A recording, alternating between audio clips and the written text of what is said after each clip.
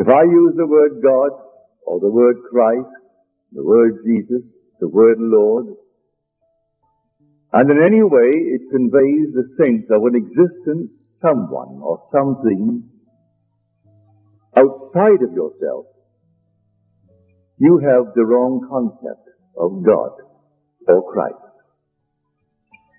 We are told, do you not realize that Jesus Christ is in you? Do you not realize that you are the temple of the living God, and the Spirit of God dwells in you? So if the word conveys this something outside of yourself, you've got the wrong God. So the one spoken of who was crucified is crucified on you. And the only cross that he ever bore is the cross you wear, the form that you wear, that garment of flesh and blood. That's the one spoken of when you are told, if you would follow after me, take up your cross daily and come after me. Don't you take it up daily? Don't you every morning after oblivion return to this cross? And don't you take it up and go through all the sorrows of the world? Are you not told, should not Christ suffer all these things and then enter into his glory? So the Christ on the cross is seated right here. And he's buried, not in the Near East, as they're looking day after day for some little sepulchre. He is buried in the skull of man. That's where he's buried. And he will rise out of that tomb where he is buried. And the tomb is the skull of man. He will rise there. He will awaken in the skull. And when he awakens, he will come out of that tomb. And all the imagery of Scripture concerning his birth will surround the one who awakens in his own skull and comes out of his own skull. And that is the concentrated drama that is taking place in memory, I would say, today. For this is a memorial. What took place today and will take place tomorrow in the churches and on Sunday. This is the great mystery. Now, tonight, I will share with you what I know from experience. Let us go back to a portion of the Lord's Prayer. First of all, let us take it in its original form. There was a translation by Paraf Fenton. His father asked him, the son being the outstanding Greek scholar. And the father asked him to translate the Lord's Prayer in the most literal manner possible. And this is the letter of the son to the father. And he said to his father, this is the literal translation of the original Greek. Our Father in the heavens, thy name must be being hallowed. Thy kingdom must be being restored. Thy will must be being done, as in heaven, so in earth. He tells his father that all other translations were taken from a translation of the Latin.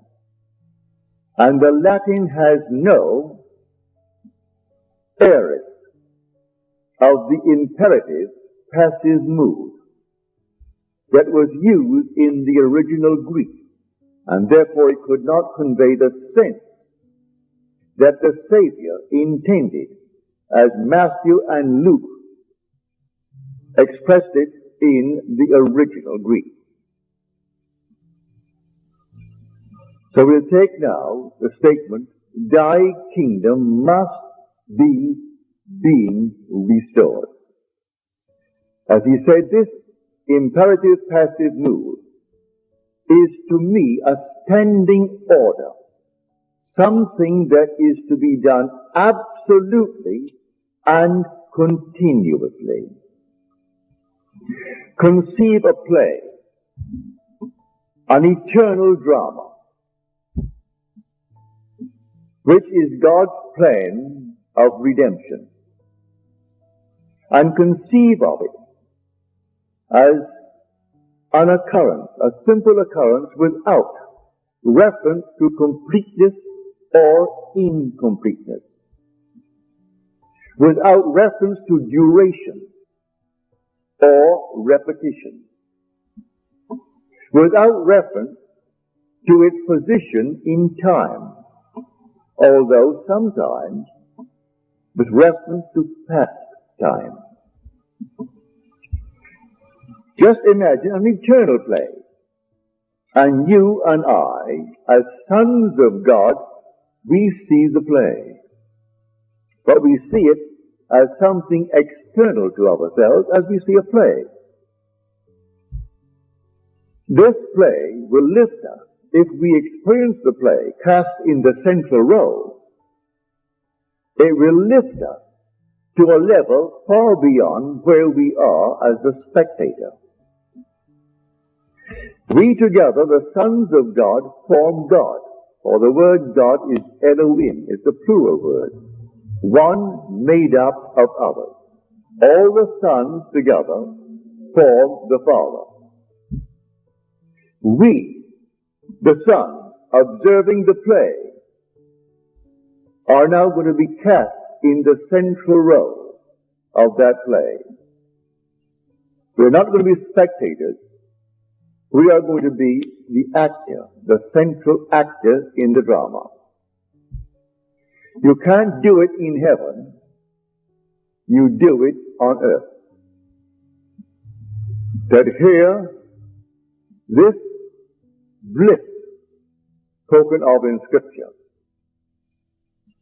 that we cannot actually consummate bliss without being generated on earth in these bodies of flesh and blood. So we come down, penetrate and annex the brains of bodies on earth. We are the sons of God. In doing that, we die. This is our crucifixion. When we penetrate and annex the brains of the bodies that we wear. This is our Calvary. As we are told in Scripture, and when he reached the place called the skull, there they crucified him. The skull, not a little place that resembled a skull, but literally the skull. It's called Calvary. Well, Calvary is a translation of the Greek word cranium, which means skull. Mark uses the Hebrew word or the Aramaic word, which is Golgotha. Well, Golgotha means skull. But no matter what word they use, it is still skull. Calvary, Golgotha, skull, or cranium. All these words are used in different translations, but each word used means skull. And it's not, as our scholars will tell us, that they called it the skull because it resembled the human skull, the area where he was crucified. It's literally the skull of man. That's where he's crucified. That's where he is buried. He is buried in the skull of man. Because he is in the skull of man, and that skull is his tomb. When he is resurrected there. He awakens in that tomb. He comes out of that tomb unassisted by any midwife, by anyone.